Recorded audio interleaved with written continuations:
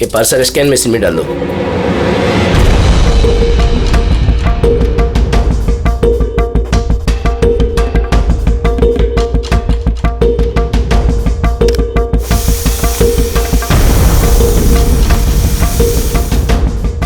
ये parcel reception में दे दो।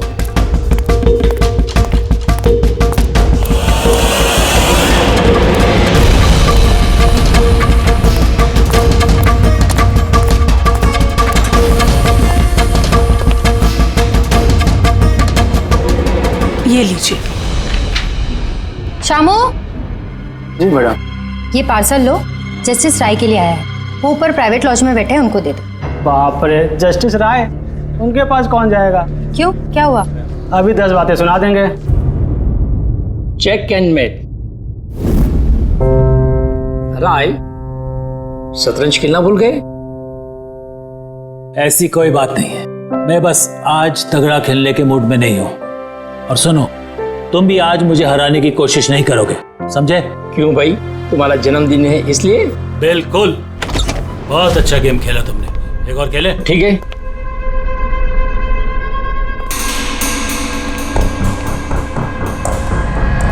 हेलो सर, राय सर। क्या है? हैप्पी बर्थडे सर, आपके लिए पार्सल आया। ठीक है, रखो इधर, रखो इधर आओ। अब क्या हुआ सर? ये लो। Thank you sir, thank you very much sir. Happy birthday sir. कुछ चाहिए तो बोलिएगा सर। ठीक है। उसने सोचा भी नहीं होगा डांट की जगह टिप मिलेगी। ये सब लोग ना मुझे घूसट और खड़ूस समझते हैं, लेकिन मुझे इससे कोई दिक्कत नहीं है। इनफैक्ट मुझे मजा आता है। अरे ये सब छोड़ो, पैकेट खोलो ना, क्या है?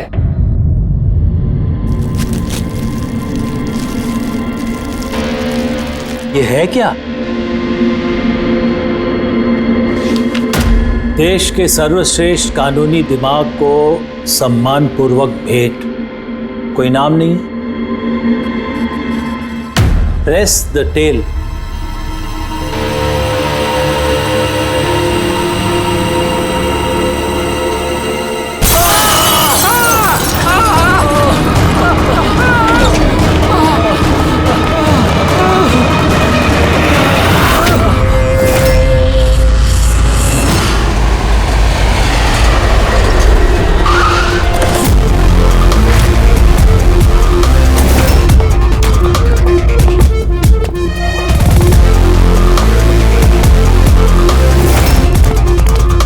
आपने कहा था बॉम्ब ब्लास्ट हुआ। हाँ सर, लॉन्च में सर। वो दोनों वहीं थे सर।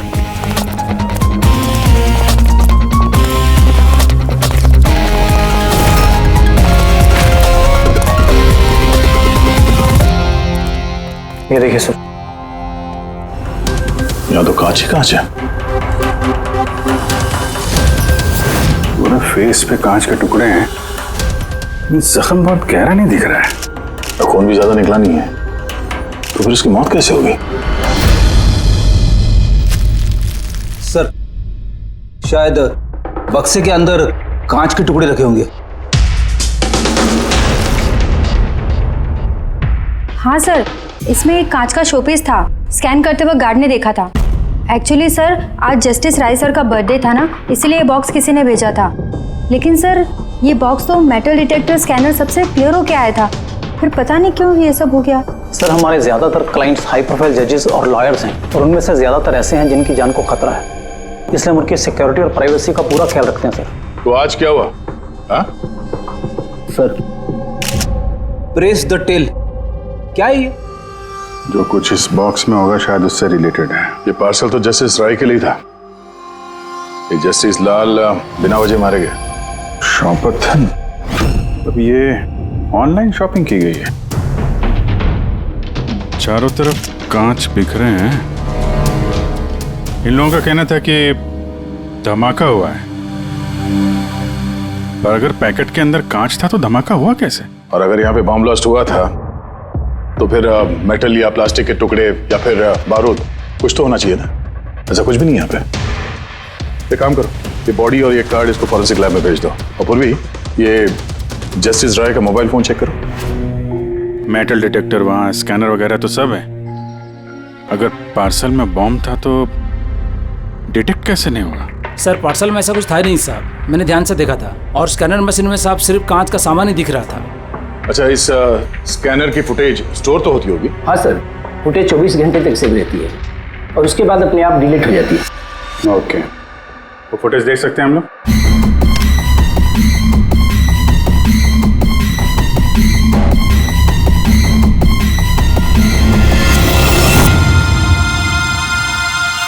ये क्या? कोई शोपीस तो लग रहा है। देखिए सर, कहीं कोई मेटल है ही नहीं और इतना पारदर्शी कांच ही हो सकता है। जब वो डिलीवरी बॉय आया था तब की फुटेज है?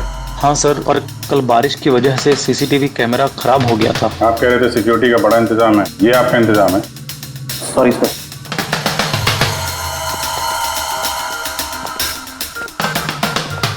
अब दे के हमारे पास यही एक सुराग बचा है, वो कुरियर आईडी, बस। चलो, एक छोटा सुराग तो हाथ लगा। बाकी फॉरेंसिक लैब में साड़ों के साथ भी कुछ ना कुछ जरूर ढूंढ निकालेंगे।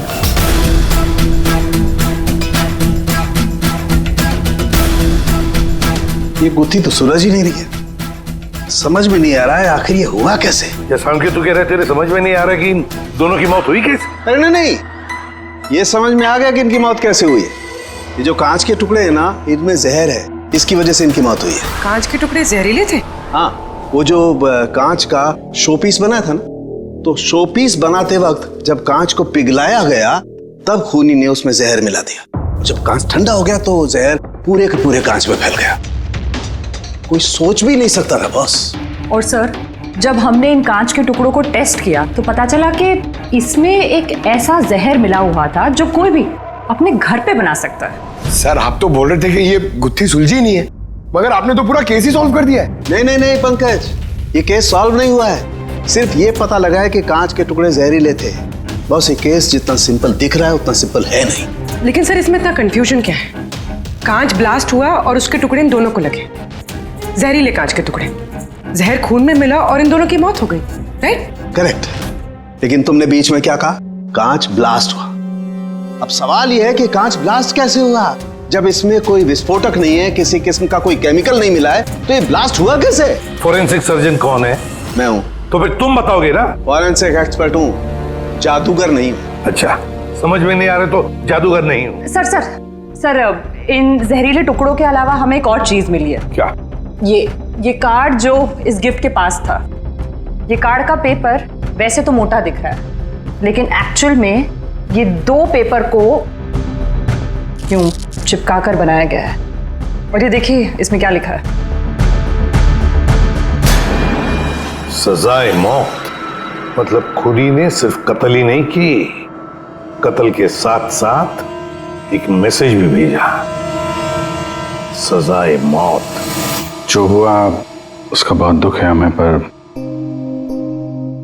ऐसे समय में भी हमें आपसे कुछ सवाल करने पड़ेंगे। जी मैं समझ सकती हूँ। आपको किसी पर शक है? जी मेरे पति कानून पर सख्त और न्यायप्रिय इंसान थे, तो जाहिर सी बात है कि ऐसे इंसान के लाखों लोग दुश्मन हो सकते हैं। वो अपराधी जिनको इन्होंने सजा दी थी, वो वकील जो इनकी सख्ती से बहुत परेशान थे और इनके फैसले से नाखुश भी। आए दिन उन्हें धमकियां भरे फोन आते थे और लेटर्स भी, पर इन सब के बावजूद भी वो अपने आप पर गर्व महसूस करते थे। उन्हें लगता था कि उनकी ईमानदारी का ये इनाम था। आई एम सॉरी, इससे आगे मैं और कुछ आपको बता नहीं पाऊंगी, पर हाँ, आनंद आपको सब कुछ बता देगा। आनंद? आनंद कौन है? आनंद इनका पर्सनल असिस्टेंट है। कहाँ मिलेंगे मिस्टर आनंद? वो मेरे पति के चेंबर में ही ऊपर बैठकर काम कर रहे हैं। आप चाहे तो उन्हें मिल सकते हैं। मिस्टर आनंद, जस्टिस राय पे बहुत सारे हमले हुए थे, बहुत लोग दुश्मन थे उनके। क्या जानते हैं इनके बारे में आप? सर, उनको धमकी देने वाले लोगों की कमी नहीं थी। अच्छा, ऐसे कितने लोग थे जिन्होंने जान से मारने की धमकी दी थी? अनगिनत। उनकी धमकियों को ट्रॉफी के जैसे संभाल कर रखते थे। 1 मिनट सर।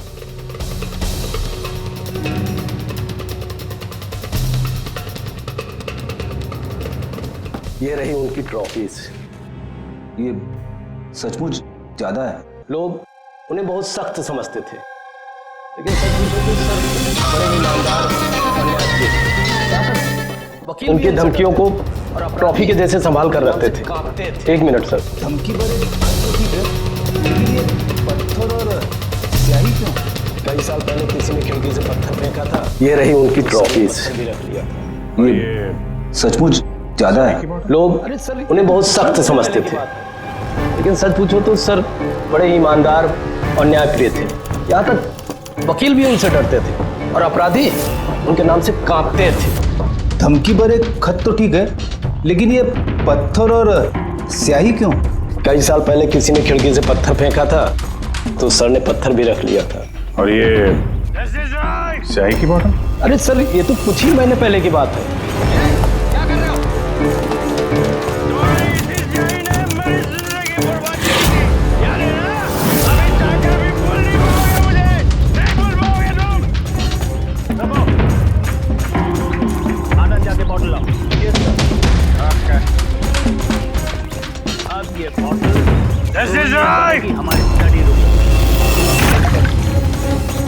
क्या कर रहे हो? तुम्हारी इसी स्याही ने मेरी जिंदगी बर्बाद की थी, याद है ना? अभी चाहकर भी भूल नहीं पाओगे मुझे, नहीं भूल पाओगे तुम। जिन लोगों ने धमकी दी है, सबकी डिटेल चाहिए। आनंद जाके बॉटल लाओ। अब ये बॉटल सोवेनियर बनेगी हमारे स्टडी रूम में। कमल को इस हरकत की वजह से फिर से जेल हुई, शायद अब भी जेल में ही हो। कि हमें पता चल सके कि ये सारी चीजें अपने कब्जे में ले लो। और मिस्टर आनंद, जज साहब को जिन जिन लोगों ने धमकी दी है, सबकी डिटेल चाहिए हमें, सबकी लिस्ट चाहिए। यार वीरेन प्लीज यार, एक बार फिर से पता करो यार, शायद कुछ पता चल जाए। सर जब ये पॉसिबल है ही नहीं तो पता चलेगा कैसे? देखिए आप सिर्फ मुझे कांच के टुकड़े दिखा रहे हैं, ना इसमें बारूद है, न केमिकल है, न कोई मेटल और कोई विस्फोटक पदार्थ भी तो नहीं है इसमें कि हमें पता चल सके कि ये ब्लास्ट की वजह क्या है। यार वीरेन, वहां पर जो कुछ था वही दूंगा ना, वहां पर सिर्फ कांच के टुकड़े थे और कुछ नहीं था। तो सर ये बॉम्ब ब्लास्ट है ही नहीं, क्योंकि दुनिया में ऐसा कोई भी बॉम्ब नहीं बना है जो सिर्फ कांच के टुकड़ों से बना हो। कांच में विस्फोटक गुण होते ही नहीं है सर, ट्राई टू अंडरस्टैंड। मुझे मालूम है कांच में विस्फोटक गुण नहीं होते, लेकिन वहां पर ब्लास्ट हुआ है, ब्लास्ट में सिर्फ कांच के टुकड़े मिले और कुछ मिला ही नहीं है यार। तो सर आई विश कि आप ये केस जल्द से जल्द सॉल्व कर लें, ताकि हमें भी तो पता चले कि ये ब्लास्ट हुआ कैसे।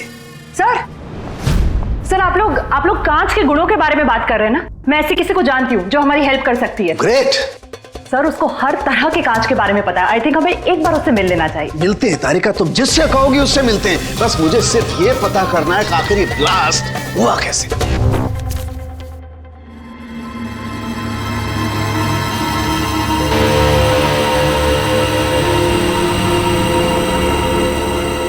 हाँ भाई, कहाँ तक पहुँचा? सर बस 2 मिनट, हो जाएगा 2 मिनट। ओके, देखें पूर्वी को क्या मिला। फोन से कुछ पता चला राय साहब के? हाँ सर, कुछ अजीब से मैसेजेस मिले हैं जस्टिस राय और जस्टिस लाल के बीच। अजीब मैसेज? कैसे हैं? ये देखिए सर, ये मैसेजेस हैं या शायद कोई कोड्स हैं जो नंबर्स और लेटर्स को मिला के बनाए गए हैं। ये देखिए सर, ये मैसेजेस जस्टिस राय ने जस्टिस लाल को 2 बार भेजे, एक बार 3 महीने पहले और दूसरी बार सिर्फ 1 महीने पहले। अब या तो ये इन दोनों दोस्तों के बीच का कोई सीक्रेट कोड है, या तो फिर कोई ऐसी खास बात है जो जस्टिस राय जस्टिस लाल को बताना चाहते हैं। एक काम करो, ट्राई करो डिकोड करने के लिए, देखो कुछ पता चलता है क्या। हाँ, ये लिस्ट पूरी हुई? हाँ सर, जस्टिस राय के पीए आनंद ने जो हमें धमकियों के बारे में बताया था सर, उस हिसाब से हमने ये 3 सस्पेक्ट की लिस्ट बनाई है। 3 भागों में क्यों, क्या है? अब यहाँ पे जितने लोग हैं इनमें से सभी लोगों ने कभी ना कभी जस्टिस राय को धमकी दी है और इनमें से ज्यादातर लोग जेल में भी है। लेकिन ये वनेश, ये एक मर्डर के केस में अंदर गया है और बाद में इसकी दिमागी हालत ठीक नहीं है, इसलिए इसे रिहा कर दिया गया। और ये कमल जी, इन्होंने जस्टिस राय पे स्याही फेंकी और इस जुर्म में इन्हें अंदर कर दिया गया। फिलहाल ये कहाँ पर है उसकी कोई जानकारी नहीं है। सर ये दूसरी लिस्ट जो है, इसमें से ये 3 लोगों को सजाए मौत दी हुई है सर जस्टिस ने, और ये अभी भी जेल में अपनी सजा काट रहे हैं। 3, ये चौथा, ये कौन है? सर ये है किशोर जी।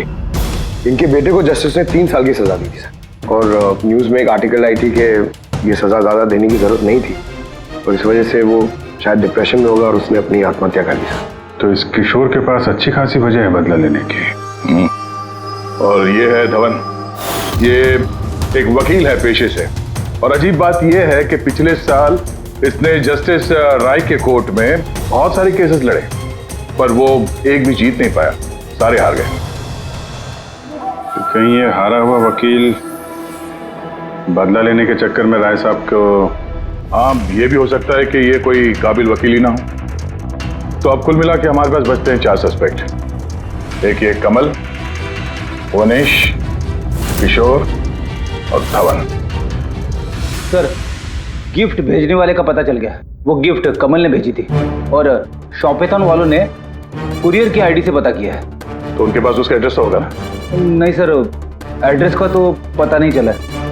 कोई बात नहीं, कमल जिस जेल में था वहां से पता चल जाएगा, वहां चलते हैं। सॉरी ऑफिसर, लेकिन हमें उसे 1 महीना पहले ही छोड़ना पड़ा। जज पे हमला किया था, इतनी जल्दी छूट गया? 1 मिनट, आपने कहा कि उसे छोड़ना पड़ा, लेकिन क्यों?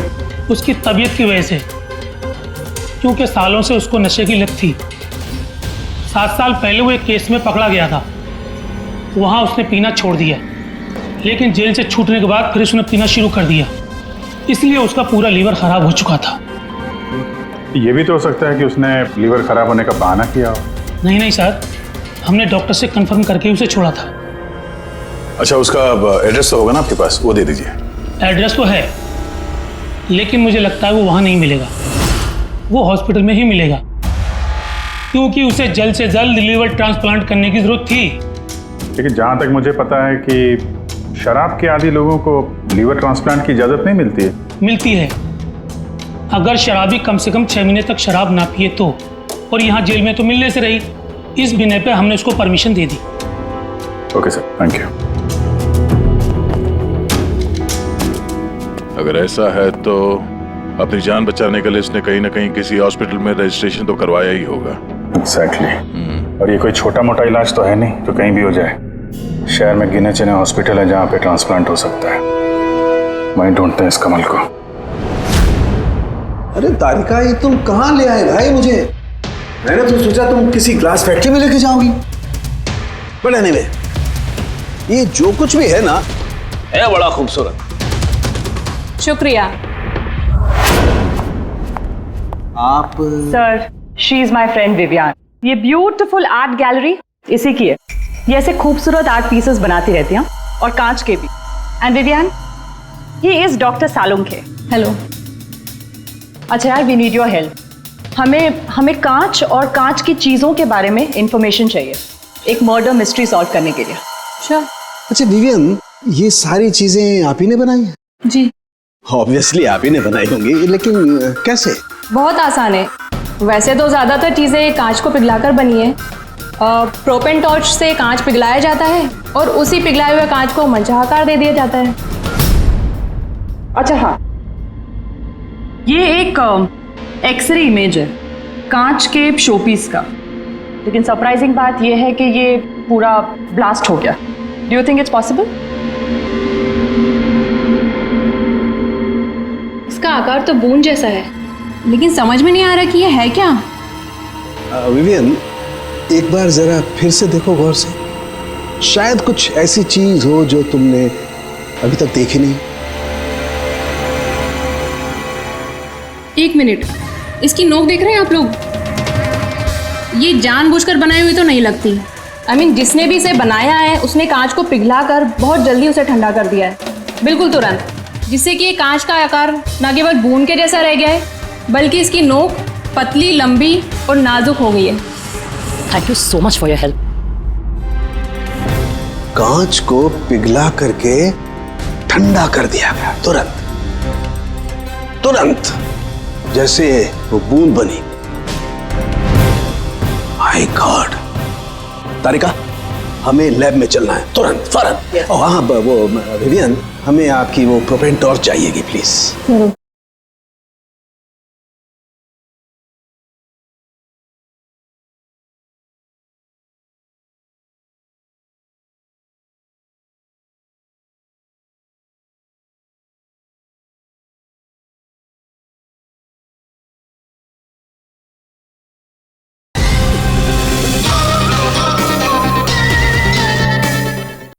किशोर, धवन, भुवनेश, अब तीनों को जस्टिस राय के खून के सिलसिले में यहां बुलाया गया है। मर गया? बड़ा भगवान बनता था, लोगों के जिंदगियों का फैसला करता था। चलो अच्छा है अब मर गया। सर, इसे देख के तो लगता है कि ये दिमागी हालत से ठीक नहीं है। हो सकता है नाटक कर रहा हूं। असाइलम की अटेंडेंस स्लिप है इसकी।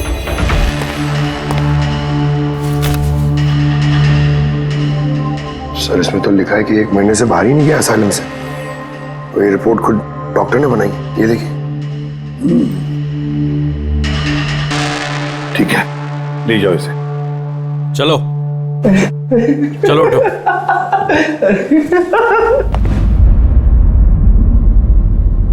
खुश तो आप भी होंगे ना जस्टिस राय की मौत से? देखिए, मैं मानता हूं कि मेरे बेटे ने गलती की थी, गलत संगत में पड़ गया था वो, लेकिन न तो उसका गुनाह इतना बड़ा था और न ही उसकी उम्र कि उसे माफ न किया जा सके। और फिर अगर सजा देनी ही थी तो कम सजा दी जा सकती थी उसे, लेकिन जस्टिस राय ने ऐसा कुछ नहीं किया, जिसकी वजह से आपके बेटे ने आत्महत्या कर ली। जी। और आप जस्टिस राय को उसका जिम्मेदार मानते हैं? बिल्कुल मानता हूं, और मैं खुद को भी जिम्मेदार मानता हूं। शायद मेरी अपनी परवरिश में कोई कमी रह गई थी। और धवन जी, आपने पिछले साल में जस्टिस राय के कोर्ट में 17 केसेस लड़े हैं, और आप 17 के 17 केसेस हार गए। आपको भी गुस्सा आया होगा, इसलिए आपने तो इस वजह से मैंने उनका खून कर दिया, ऐसा सोच रहे हैं आप? इससे बचकानी सोच कोई हो ही नहीं सकती। इस वजह से कोई किसी का खून करता है क्या? इस जजमेंट की वजह से आपके क्लाइंट्स आपको छोड़कर चले गए, वकील के तौर पर आपकी बदनामी हुई। जस्टिस राय ने ना सिर्फ आपके खिलाफ जजमेंट दी, बल्कि आपके प्रैक्टिस के खिलाफ, आपकी वकालत के खिलाफ जजमेंट दी। सर, मैं मानता हूं आपने जो कुछ भी कहा सच है, लेकिन इससे यह कतई साबित नहीं होता कि मैंने उनका खून कर दिया है।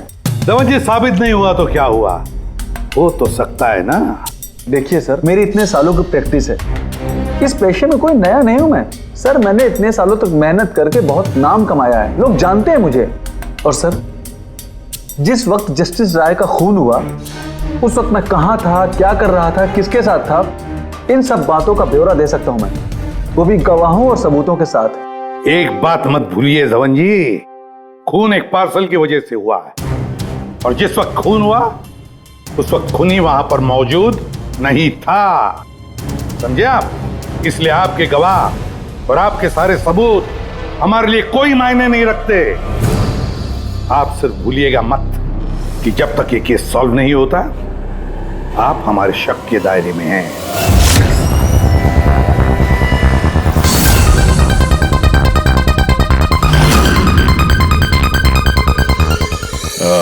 Doctor Puneet? Yes sir, that's doctor Puneet. Thank you. Doctor Puneet, हम लोग सीआईडी से हैं, आपसे फोन पे बात हुई थी कमल के बारे में। जी हाँ, मुझे याद है। दरअसल कमल हमारे लिवर ट्रांसप्लांट की लिस्ट में है, और हम उसके लिए सही डोनर का इंतजार कर रहे हैं। और एक बात अच्छी है कि उसने शराब पूरी तरह से छोड़ दी है, वरना हम ये ऑपरेशन नहीं कर पाते। तो आपके पास इस कमल का एड्रेस तो होगा? जी, एड्रेस तो नहीं है। तो डॉक्टर साहब, उसको अगर डोनर मिल गया तो आप उसे कांटेक्ट कैसे करेंगे? सिंपल है, हम डोनर्स और जरूरतमंद पेशेंट की लिस्ट हमारी वेबसाइट पर अपलोड कर देते हैं, और सभी पेशेंट्स अपने डोनर्स की सही लिस्ट वहां पे देखते हैं और हमें कांटेक्ट करते हैं। अगर कमल अपना नाम लिस्ट में देख लेता है तो यकीनन वो यहाँ आ जाएगा। ये तो बहुत अच्छी खबर है। डॉक्टर साहब, आपको हमारा एक काम करना होगा। पिघले हुए गरम गरम कांच को तुरंत ठंडा करना है, तुरंत। और पानी से ज्यादा अच्छा ये काम और कौन कर सकता है?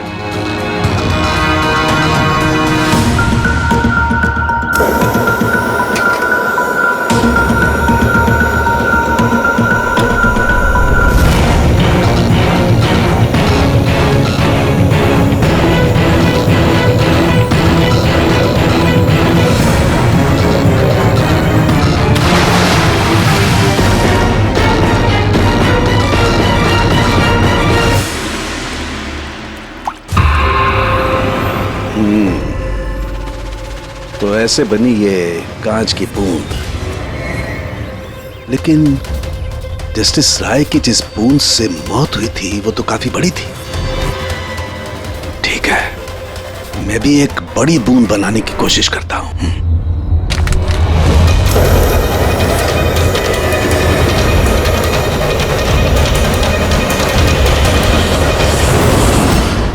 ये कोड्स आखिर है क्या? कुछ पता ही नहीं चला। My God!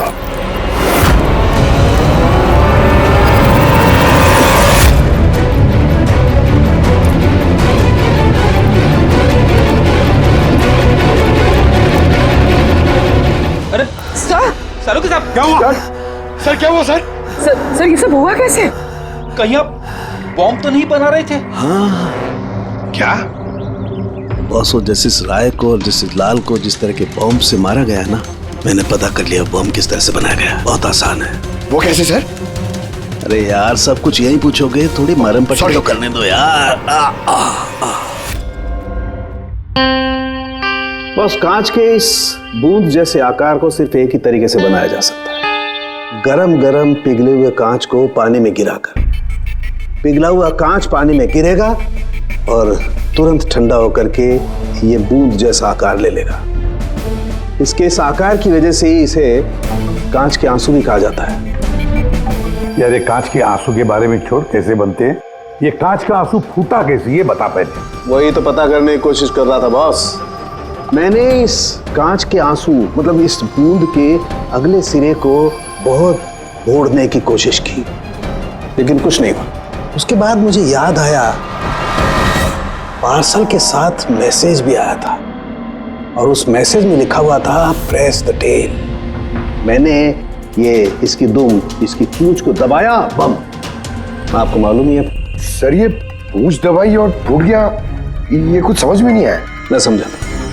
दरअसल ये सब कुछ होता है कांच के अणुओं में भीषण भौतिक तनाव की वजह से।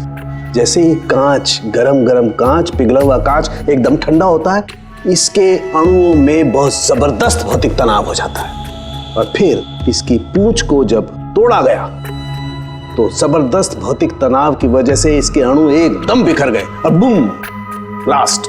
ये सब कुछ कोई आम आदमी जान ही नहीं सकता। इसे जानने के लिए भौतिक विज्ञान की अच्छी खासी जानकारी होना बहुत जरूरी है। यानी कातिल कोई ऐसा है जो ये सब अच्छी तरह से जानता है। डॉक्टर पुनीत अपनी केबिन में है? हाँ सर है। Thank you. डॉक्टर साहब मेरे लिए डोनर मिल गया? हाँ, कब है मेरा ऑपरेशन, कब कर सकते हैं? वो अभी हम आपका ऑपरेशन नहीं कर सकते क्योंकि आपके लिए सही डोनर नहीं मिला है। ऐसे कैसे हो सकता है डॉक्टर? मेरा नाम लिस्ट में सबसे पहले था।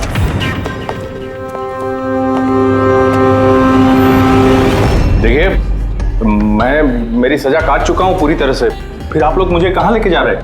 मैंने ऐसी कोई गलती भी नहीं की है। जस्टिस राय का खून हो गया है। क्यों किया खून? जस्टिस राय का खून? लेकिन मैंने कुछ नहीं किया। आपने शॉपथॉन वेबसाइट से जस्टिस राय के लिए उनके जन्मदिन पे तोहफा भेजा था ना? नहीं तो मैंने कोई तोहफा नहीं भेजा था।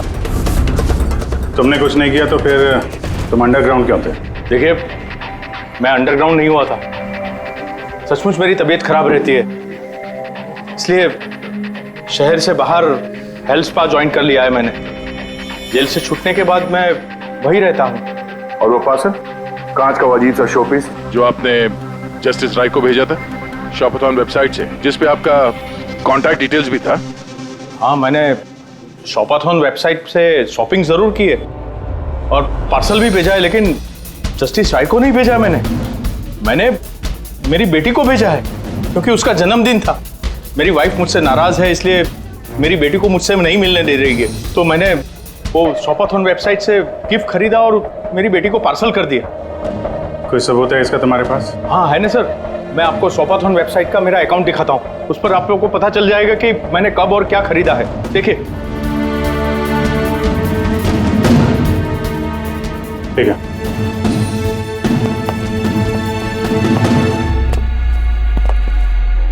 ये आदमी तो वाकई सच बोल रहा है। इसने तो वो गिफ्ट अपने बेटी के लिए खरीदा था, और वो भी जस्टिस राय की मौत के 2 हफ्ते पहले। मतलब कातिल जानबूझ के हमारा ध्यान इसकी तरफ भटका रहा था। यानी वो जो कोई भी है उसे कमल की पूरी हिस्ट्री के बारे में मालूम था। उसने उसके घर से वो पार्सल का डब्बा चुराया, उसमें कांच का सामान रखा और किसी तरह से जस्टिस राय तक पहुंचा दिया। कातिल वही है जिसने ये पार्सल जस्टिस राय तक पहुंचाया।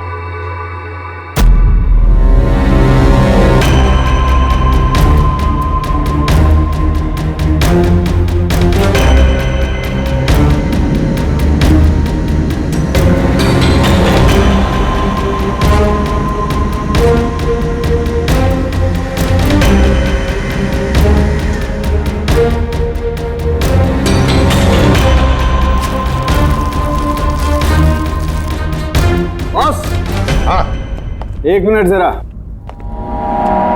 तो से देखो, इस एड्रेस के नीचे की तरफ एक और एड्रेस, और ये दोनों पते अलग अलग हैं। डैम इट, एक सुराग मिला था वो भी गलत निकला। मतलब कमल बेकसूर है। बस मैं इस कागज को लैब में ले जाकर के अच्छी तरह से चेक कर लेता हूँ। ठीक है सर। सब मिल गया। एक सबूत गया तो दूसरा मिल गया, कोड डिकोड हो गया। कोड में क्या है? सर वो कोई कोड्स नहीं है, सिंपल मैसेजेस है। उन दोनों डेट्स पे जब जस्टिस राय ने जस्टिस लाल को मैसेजेस भेजे थे, उन दोनों डेट्स पे दो बातें कॉमन थी। कौन सी बात? सर पहली बात, उन दोनों डेट्स पे दोनों जजेस में से एक शहर से बाहर था, और दूसरी बात, उन दोनों डेट्स पे संडे था। और जिस दिन कत्ल हुआ है उस दिन भी संडे था। Exactly sir. और मारे जाने से पहले वो दोनों शतरंज खेल रहे थे। यस। जो मैसेजेस जस्टिस राय ने जस्टिस लाल को भेजे हैं वो कोई कोड्स नहीं, शतरंज की चालें थी। वो दोनों चाहे कहीं भी हो अपना शतरंज का खेल जरूर पूरा करते थे। जहां छोड़ा अगली बार वहीं से पकड़ते थे। मतलब दोनों भी जजेस संडे के दिन शतरंज खेलते थे, और ये बात कातिल जानता था, इसीलिए उसने उसी संडे को खुद अपने हाथों जाकर वो पार्सल डिलीवर किया। वो जानता था कि जस्टिस राय वहां होंगे। सर वो ये भी जानता था कि जस्टिस लाल भी वहां पे होंगे। बिल्कुल सही कहा तुमने अभिजीत, बिल्कुल सही कहा। हम तो ये सोचकर चल रहे थे कि कातिल ने जस्टिस राय पर हमला किया, पर उस एक्सप्लोजन में जस्टिस लाल की जान बेवजह चली गई। हालांकि असली बात तो ये है, कातिल चाहता था कि जस्टिस राय के साथ साथ जस्टिस लाल को भी खत्म कर डाले। किशोर, जतिन, भुवनेश, इन तीनों की कुंडली निकालो, देखे तो सही कि इनमें से किसी के पास कोई वजह थी इन दोनों जजेस को मारने की। और फिर धवन, पता लगाओ उसके सारे के सारे केसेस उसने जस्टिस लाल के कोर्ट में लड़े थे, वो क्या है और किसके हैं। सर, हाँ सर, धवन के बारे में पता करके आ रहा हूं। जस्टिस लाल के कोर्ट में सर वो 100 में से 75 केसेस आ रहा था। सर, हाँ सर, जतिन के जेल रिकॉर्ड्स मिल गए। उसके वकील ने डिप्रेशन के बिना पे जतिन को छोड़ने की अपील की थी, और उसकी अपील ठुकरा दी गई थी। जज कोई और नहीं, जस्टिस लाल ही थे। तो जतिन के पिता किशोर के पास अच्छी खासी वजह है कत्ल करने की, पर इतना पेचीदा प्लान वो बना पाएगा? वही तो सर, किशोर एक स्कूल टीचर है, उसे कैसे पता होगा कि कांच के आंसू से किसी की जान जा सकती है? ये तो इस बात पर निर्भर है कि ये किशोर मास्टर जी स्कूल में कौन सा विषय पढ़ाता है। पता लगाओ ये कौन सा सब्जेक्ट पढ़ाता है स्कूल में। रेबा धवन की, उसके पास तो एलिबाई है, तो बस इन दोनों के एलिबाई फिर से चेक करो अच्छी तरह से। बच्चों, आज मैं तुम्हें एक नया एक्सपेरिमेंट सिखाऊंगा। जानते हो किसका? कलर्स का एक्सपेरिमेंट। रेडी? ये देखो, दूध है। अब मैं इसमें डिफरेंट कलर्स के एक एक ड्रॉप डालूंगा।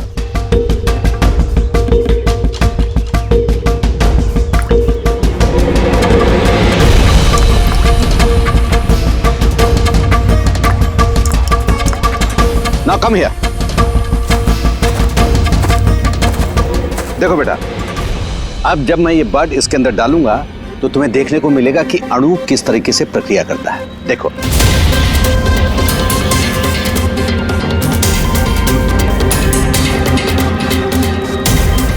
देखा? इसे कहते हैं विज्ञान का जादू। कमाल है। नहीं, मैं आपके प्रयोग की बात नहीं कर रहा हूं, आपके बारे में बात कर रहा हूं।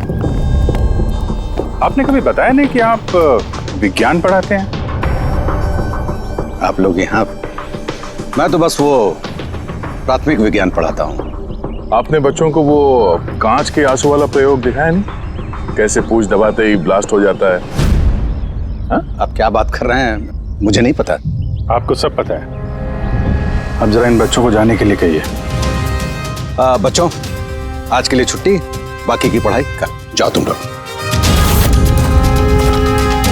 सर को पहचानते हैं आप?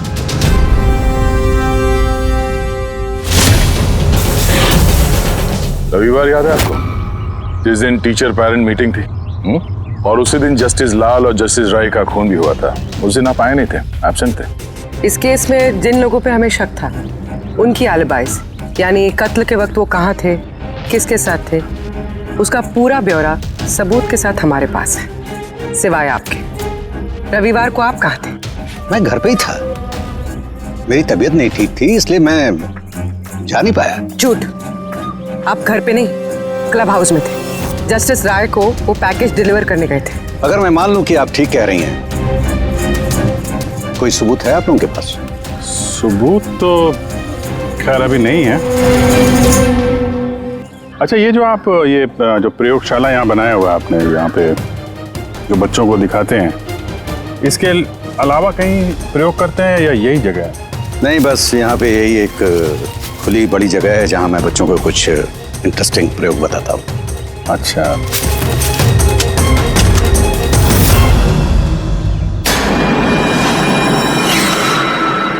सर। आप अंकल? अरे, आप लोग वहां कहाँ जा रहे हैं?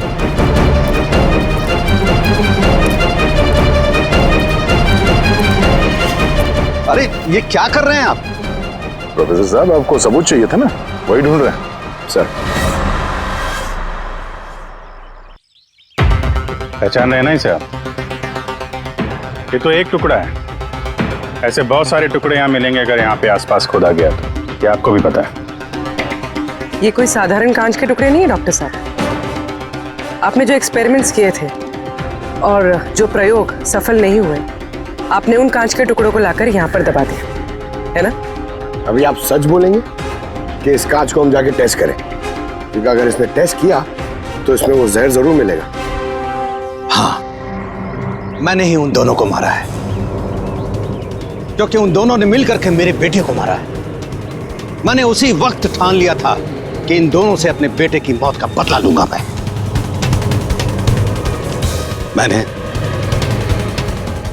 मैंने इन दोनों पे निगाह रखना शुरू किया। एक दिन बच्चों के लिए इंटरनेट पे कुछ अनोखे प्रयोग ढूंढ रहा था मैं, तभी मुझे ये कांच के आंसू का प्रयोग मिला। मैंने सोच लिया कि अपने बेटे को इंसाफ दिलाने का यही एक तरीका है। मुझे पता था कि कमल जस्टिस राय पे स्याही फेंक चुका है और अभी अभी जेल से छूटा है। मुझे उसकी बेटी के बारे में भी पता था। मैं जानता था कि वो उसे बर्थडे गिफ्ट जरूर भेजेगा।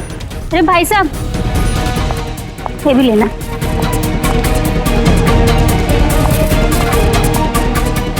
बस उसी गिफ्ट का डब्बा मैंने वहां से उठा लिया और अपने प्लान को अंजाम दिया। मैंने उसे बहुत सावधानी से पैक किया।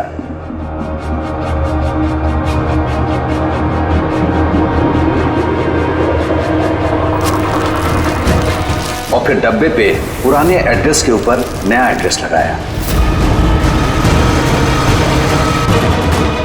फिर मैंने उन दोनों की मौत का सामान वहां पहुंचा दिया। मुझे जो करना था मैंने कर दिया। मैंने उन दोनों से अपने बेटे की मौत का बदला ले लिया, उसे इंसाफ दिला दिया। इंसाफ नहीं, सिर्फ बदला था, जिसे ना तो तुम्हारे मरे हुए बेटे की आत्मा को शांति मिलेगी और ना ही उन बच्चों को जो तुम्हें अपना गुरु मानते हैं। हाँ, तुम्हारी इस गलती से उन्हें सबक जरूर मिलेगी। अपनी बची हुई जिंदगी जेल में काटते हुए शायद आप भी अपना सबक सीख ही लेंगे।